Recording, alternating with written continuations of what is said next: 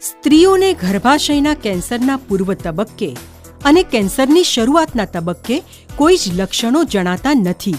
લક્ષણો દેખાય ત્યારે કદાચ તે આજુબાજુના ભાગમાં પ્રસરી ચૂકેલ હોય. ગર્ભાશયના મુખના કેન્સરના લક્ષણો જાણો.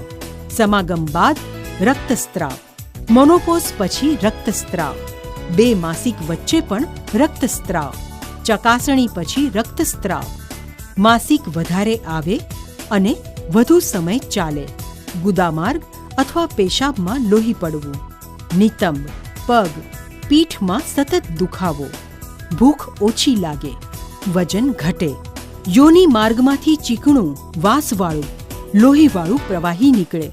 આવા લક્ષણો કેન્સરના હોઈ શકે. માટે વિના વિલંબે નિષ્ણાંત ડોક્ટરને બતાવો.